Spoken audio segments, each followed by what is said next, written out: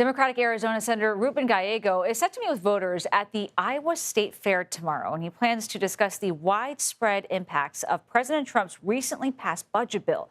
Gallego's trip to Iowa comes after a visit to Pennsylvania in May and weeks ahead of a planned trip to New Hampshire. So what do those three states have in common? They are all key stops for presidential campaigns.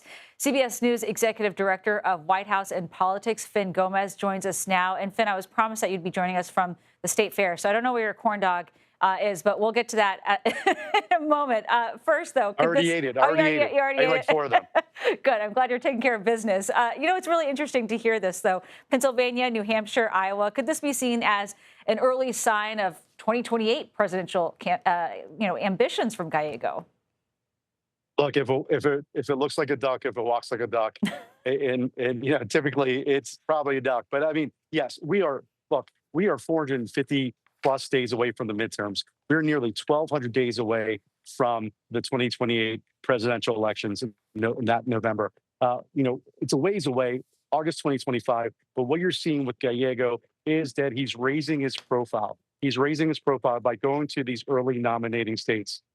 Tomorrow, here in Des Moines, he will be attending that Iowa State Fair, the iconic Iowa State Fair, where many presidential hopefuls go to. It's a rite of passage here in the Hawkeye State. If you are interested in or contemplating a run for the White House, it's a mandatory stop.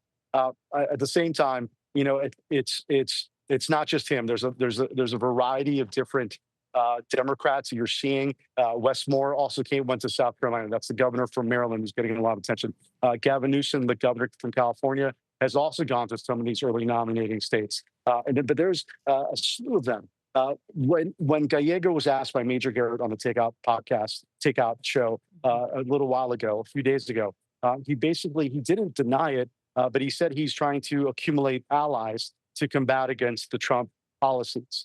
But at the same time, by not saying no, it definitely increased and definitely added to that mounting speculation that he is considering a White House bid. Yeah, Gallego is not the only one doing some traveling. Virginia Governor Glenn Youngkin is set to visit South Carolina this weekend, and that's after he visited Iowa last month. As you know, though, he has denied plans to run for president in 2028. But does this agenda of rather particular summer travel plans suggest otherwise? Again, I think it looks like, kind of looks like a duck, right? And like, that's this kind of situation. He has denied it, but by going to these early states, he's headlining this big fundraising dinner, the Silver Elephant Dinner in South Carolina tomorrow. He was here in Iowa last month. So yes, I mean, it seems to many Republicans I spoke to that he's someone that he's testing the waters there.